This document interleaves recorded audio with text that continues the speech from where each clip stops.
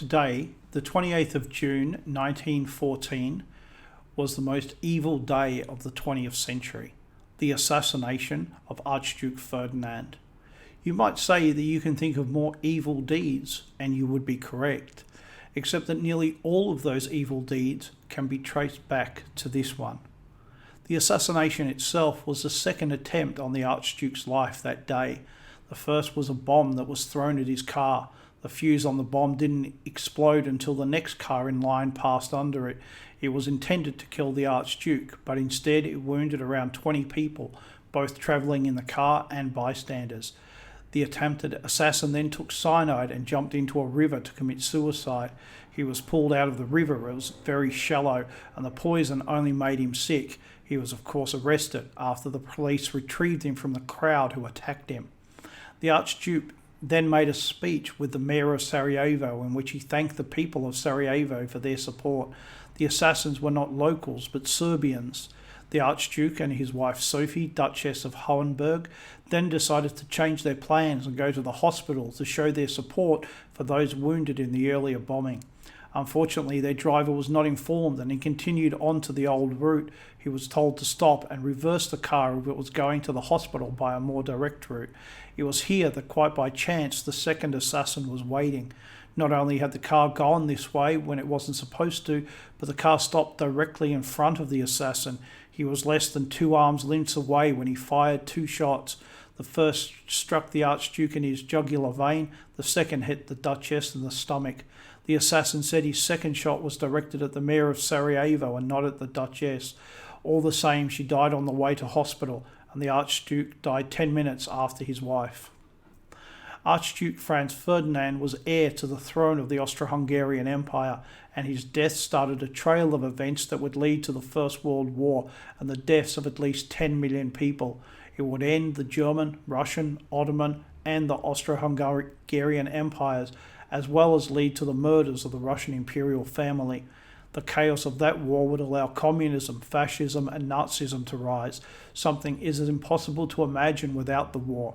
Something like 30 million people died between the 2 world wars because of these political philosophies, most in the Soviet Union, also a creation of the chaos from the war. The Great Depression was caused by the debt induced by the war. All of this led into the Second World War and the deaths of at least 50 million people. Then add to that the tens of millions who died during the Cold War period in battle and in the failed policies of various communist governments. This is more than 100 million people. 100 million.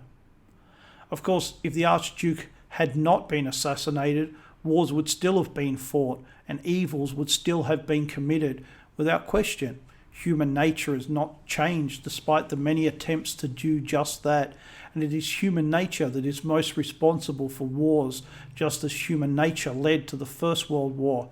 But human nature is not enough. It requires events to push human failings along. The assassination thrust both together. The consequences of the war have been catastrophic for our civilization, and it is here that it began to die.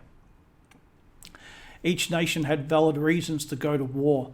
The tragedy is not that war exists or that wars happen, but that this one happened at the exact time that it did, when every nation was rich enough to fight and organised enough to have huge armies and navies, that the technology existed to transport masses of men quickly via railways, and that quick-firing artillery and machine guns existed, which meant that it was always easier to defend than attack. The technology to overcome these long-range aeroplanes and reliable tanks did not exist for decades, even though both were used during the war. Further, the war was a tragedy because of an irony. There had been too much peace. No general war since 1815, that's 99 years, and no war between major European powers since the early 1870s, that's 40 years.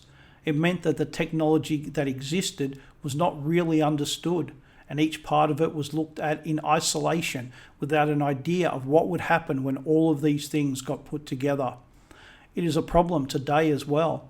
The next war will be much more destructive than we can imagine. That sadly doesn't mean we shouldn't fight it. We may have no choice in the matter, and peace through fear means you have lost your freedom without even fighting. Not a great outcome. Today we live in a world that is the result of that evil day. It is a rare thing to be able to chase so much misery to one event on one day.